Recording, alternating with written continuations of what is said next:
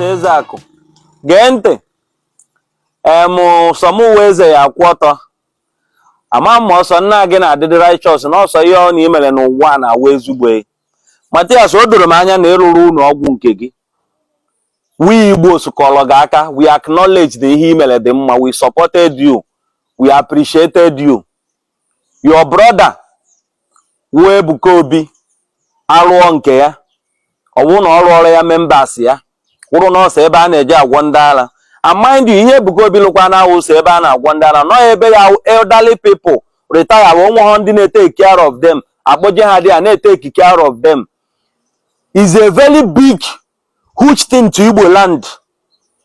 Ị na-asị na ndị ụka na-asị na enigwe o dia portion ha na-agbakọsị ya na nkebe ha na-eme everybody na-ego their property. Mathias o doro m anya na onwe onye ka ga-ego ana na Igbo igogbo na Anambra steeti gogbokwuo ma Enugu steeti bụ ụnụ onye ọnwụ na-akwa na forest aka a na-atụ nna amarakwa m na anyị nwanọ na Lagos nna amarakwa m I will try to be loud as possible. Anyị nwanọ na Lagos anyị amarọ na rapture nwa na oteke na place anyị amarọ because na for ihe agbo complete 28 to 30 hours mmiri na-ezo non-stop.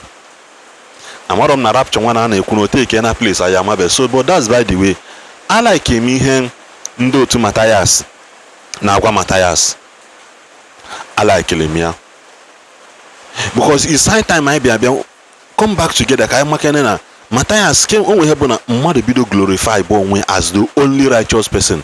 There is something wrong somewhere. There is something wrong somewhere. I like him the guy suegwe exclusively. Ọ sị na asị na ọ bụrụ sọsọ ndị Kristi ị na-aga asị na ndị Kristi na-asị gị na ụlọ ha dị n'eluigwe mana ha na-agba na n'ụwa. Mathias onye ọbụla bụ onye Igbo ma n'ụwa anụnwa nọ n'ime ụwa anụnwa ma ndị Igbo are the highest spiritual people on earth. We are more spiritual than any other tribe on this earth. Just that most of us anara the kind of power we possess as onye Igbo. You don't know the kind of power you possess in Kiju Ebulu onye Igbo. I believe you know one nobody meliki ona ebe kaina na nobody knows. Why not you remain like that? As ebe batagosi okay onye meliki ona you remain no like that. Chelumbosena. Mana Igbo anyị na-agba ana na-ele everywhere na-eme ihe niile ị na-eme ifu no na ịpụta na-asị na ndị ụka na-ego ana ndị ụka na-eme nke ọzọ as onye omenala ebo ịma it is wrong for you as a person self ile ana na ana Igbo anyị mana ilekpo na the whole Anambra state ilekpo na Enugu ina ha aba so many places in states na-ele ụlọ as much as you can. But with you always like to talk down on the one another person man. What stop you from missing congratulations for this one man. Yes, it shows that it shows that we are working together. It shows that the message is passing through, is going wider, is going that people should understand something. Manacha ikwechi basaroge. Or you talk down on somebody. I like him, this guy Walia. I like him. So eben so unsigna equatorum na nkoku because us in Ebuka Obi na Mathias na I made the same business.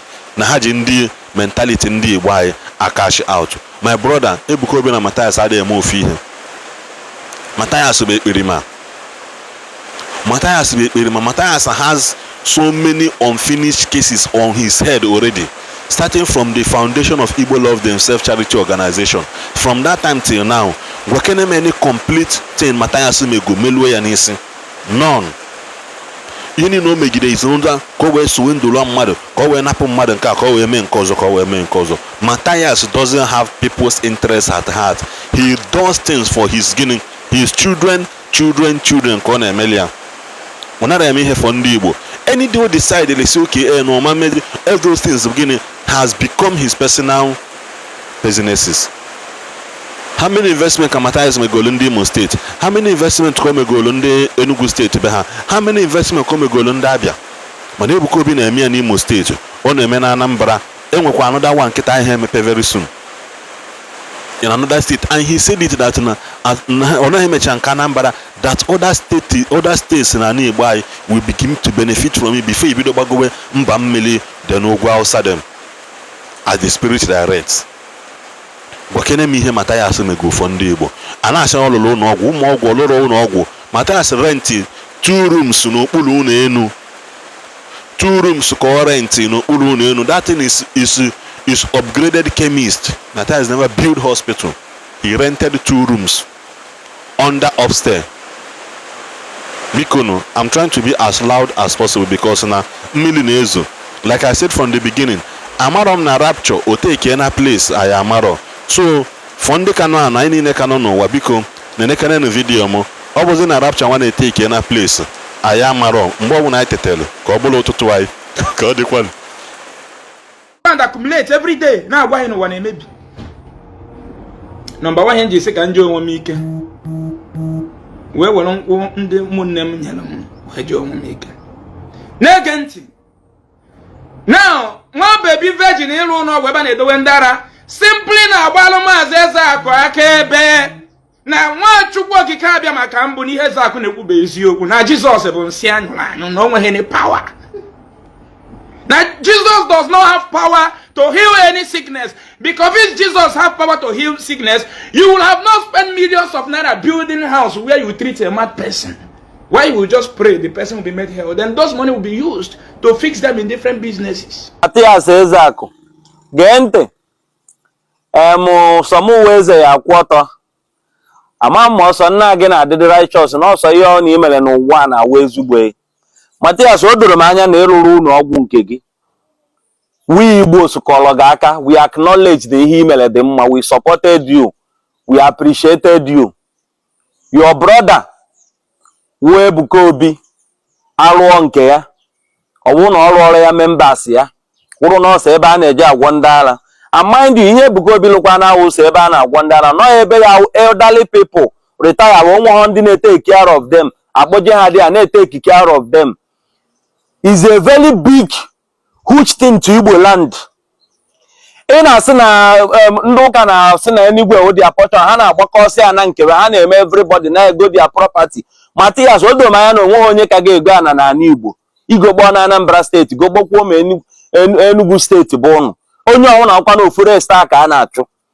Mathias o ka nwazie gị truth onwe ihe mmadụ ya emecha n'ụwa na ịkwụsị dise omenala bụ ụzọ eziokwu ị na-eme because ọ na-enye gị ego. You are living well with it. Ona ka Ebuka Obi enweghị ike ịnọkịta kwụsị adoration ya. O bidogo ewu na o bidogo and the people na-abịa na nke the people ka ya na-ejekwa na nke Ebuka Obi.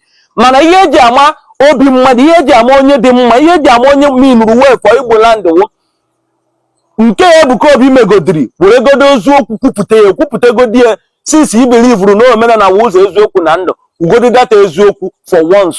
Appreciate godi the young man. Everything awụghị ije na-agba ya mgba so nna gị the righteous so nna gị Mathias ma ibe so nna gị Mathias ji adị ndụ ma wee zuole so nna gị Mathias wụ ụsọ the same business ị na-eme ka Ebuka Obi na-eme the same thing ka both of you na-eme na onye bịa na-eme nke na his own channel. Mathias ọ bụrụ na omenala bụ ụzọ eziokwu no dey pay you ị gaghị ịkwụsị ya since he's paying you. Ịrụgo so many ịnwere ka a na-arụ tepu ịnwere ka a na-ele moto ịgbago meni ana ịrụgo meni unu maintenance house ha nche niile ogini accumulation email accumulate. Why ji hapụ those things since ịma na onye bi ụwa gbacha mbọ na ma since ịma na ị na-enweta ego ma na-eme investment.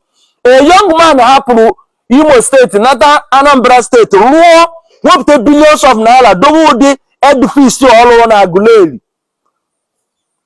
for his own people. The same ụlọ ọgwụ ịlụrụ appreciate again because ịlụchara ya gwa anyị na ịlụrụ ya for the help of Igbo na imi nụrụ way for Igbo. Ebuka Obi ruo nke because na o mi nụrụ way for ndị Igbo na ndị nwere ka o si emebe n'isi jebe dia ndị elderly people enwe ka o si adụ jebe dia ka ihe esipụta m were eziokwu. I was expecting you to say yes, at least appreciate go the young man na o metene ya or because na ọ na esi na ọ na-aka ụka na maybe miracle na ọgwụnwụzighị ndị ara. The truth wụ na both of you ma gị ma Ebuka Obi with the same business ka onye ọhụrụ na-eme. So it's high time ụnụ ka amụrụ dan ụnụ agbazi n'onwe ụnụ mgba. Mathias Ebuka Obi wụ your brother ka ọwụ ruo taa ruo echi ofu business ị na-eme ka ọ na-eme. Both of you are catching out with Igbos with mentality ndị mmadụ. Both of you na catch out with mentality ndị mmadụ. So understand the area today. Ọ mụ na-agwa gị m ime ya ekwe